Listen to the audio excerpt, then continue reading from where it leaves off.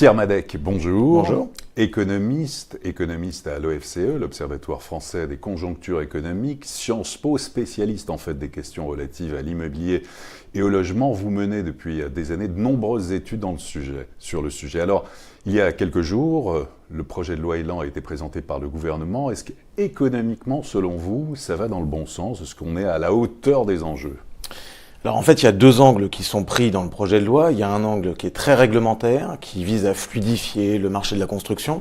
Il y a certaines bonnes mesures et les professionnels du secteur s'en félicitent. Des mesures contre les recours abusifs, contre l'inflation normative. Bon, c'est des choses dont on entend parler depuis très longtemps, mais qui semblent aller plutôt dans le bon sens. Et le deuxième pan, c'est une réforme en profondeur du système du logement social à la française. Là-dessus, je serais obligé d'être un peu plus critique parce qu'il y a une mise en danger économique du secteur HLM en France qui est relativement inquiétante. Une mise en danger, d'accord, donc vous allez assez loin. Est-ce que les aides publiques sont efficaces ou pas? Quelle est l'évolution depuis des années?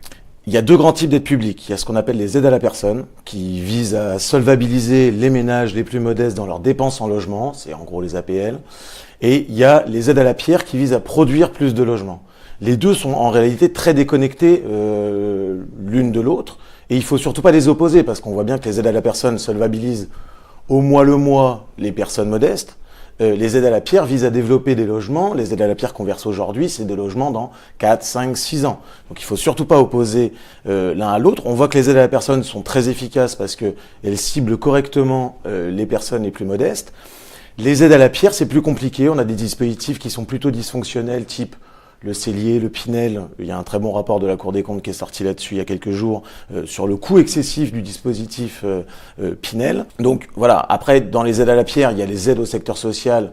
On sait qu'à l'heure actuelle, pour construire dans les zones les plus tendues, on ne peut pas construire sans aide publique. Ça n'est pas possible compte tenu des prix du foncier et du coût d'un logement neuf. C'est pas possible de produire un logement abordable à mettre en location sans aide publique. On voit que les dispositifs qui visent à aider plutôt les logements privés sont plutôt dysfonctionnels et que les dispositifs qui visent plutôt à aider le logement social fonctionnent plutôt bien, modulo tout ce qu'on peut faire sur le logement social en termes d'économie d'échelle, sur un certain nombre de mesures qui d'ailleurs ont été proposées par le gouvernement, de fusion et de meilleure gestion des organismes. Alors justement, vous l'évoquiez tout à l'heure, ça commence à faire un peu polémique. La Cour des comptes donc, a rendu un rapport, la Cour des comptes, en disant que depuis des années, à la fois les dispositifs d'incitation fiscale, quand on achète un logement neuf pour le mettre en location, en contrepartie on a une réduction d'impôt. En fait, la Cour des comptes dit très bien, mais sauf que depuis des années, les Cellier, les Pinel, les Duflot, etc., ça coûte très cher. On est passé de 606 millions d'euros en 2009 à 1,7 milliard en 2016, et la Cour des comptes, elle préconise tout simplement la suppression des avantages fiscaux de l'immobilier. Est-ce que selon vous, c'est justifié et quelles seraient les éventuelles conséquences? Alors, moi je pense que c'est plutôt justifié, et j'avais écrit il y a quelques années déjà un article qui s'appelait « Très cher Pinel », et qui condamnait un petit peu le coût excessif de ce type de dispositif.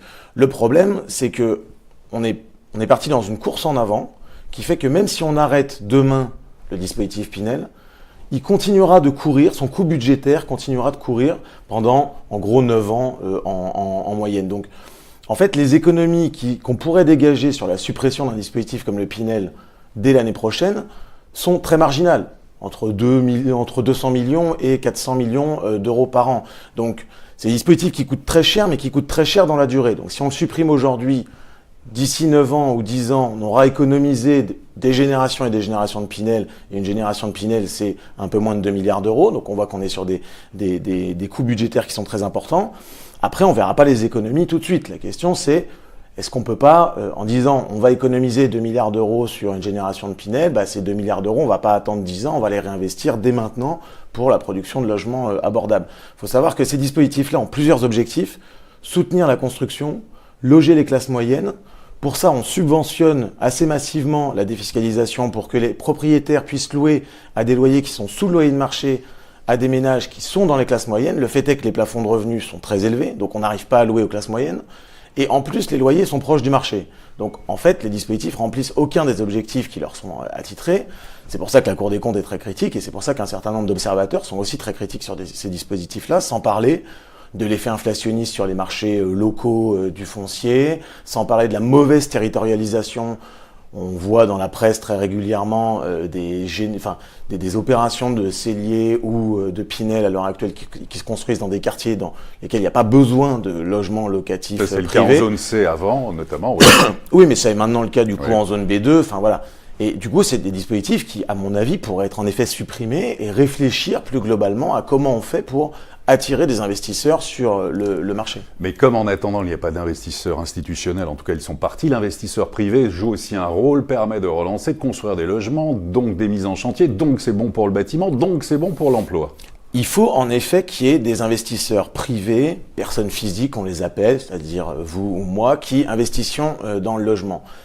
Après, on n'est pas obligé de passer par des dispositifs de défiscalisation du logement neuf comme ça. Il y a d'autres mécanismes qui sont possibles. Certains professionnels demandent d'ailleurs un statut du bailleur privé. C'est une idée qui pourrait être intéressante. Faut voir que c'est pas du tout le chemin qu'on prend. C'est-à-dire que le gouvernement a fait une réforme fiscale avec l'instauration du prélèvement forfaitaire unique et la fin de l'ISF et son remplacement par l'impôt sur la fortune immobilière. Ça va largement désinciter les investisseurs à acheter dans le logement parce que ça coûtera plus cher en termes de fiscalité d'investir dans le logement que d'investir dans des actions, et ce, quelle que soit l'entreprise qu'on choisit. Donc, il y a une déconnexion aussi entre le discours qui voudrait dire il faut un retour des investisseurs privés et ce qui est fait. Et ce qui est fait, c'est plutôt d'acter la non-compétitivité du logement vis-à-vis des autres investissements. C'est compliqué.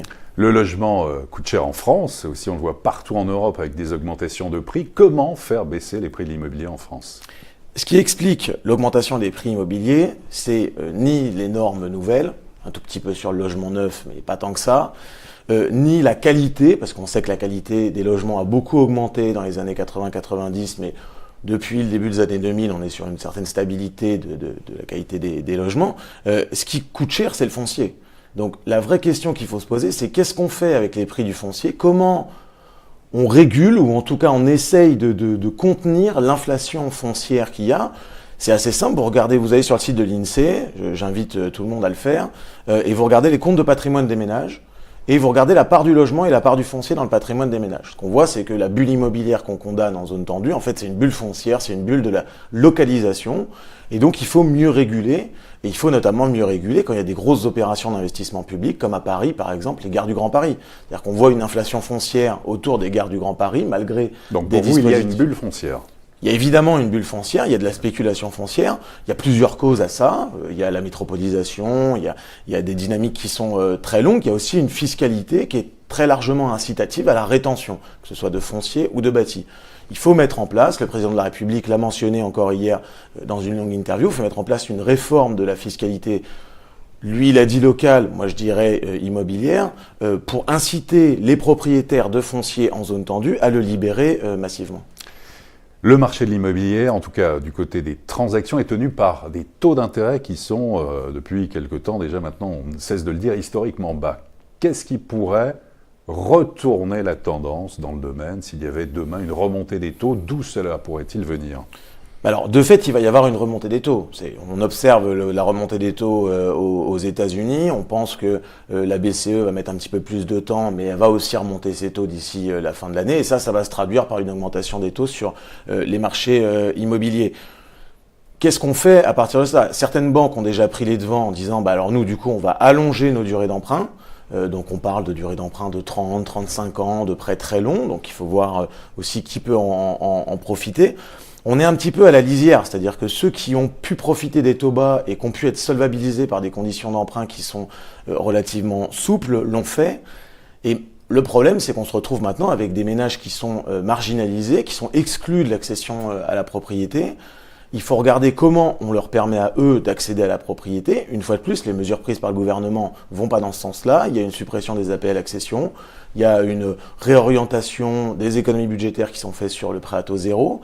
Donc on va pas dans le sens d'une meilleure solvabilisation des ménages modestes. Donc il faut réfléchir, qu'est-ce qu'on veut? Est-ce qu'on veut favoriser l'accession à la propriété? Il faut voir que de toute façon, là où le logement est très cher, dans les zones tendues, en région parisienne, dans les grandes agglomérations, les ménages modestes n'ont pas d'accès à la propriété, que ce soit à taux bas ou à taux élevé. Donc selon vous, en fait, en conclusion, c'est un projet de loi logement qui répond à court terme au niveau budgétaire de bonne façon, mais peut-être pas à moyen et long terme.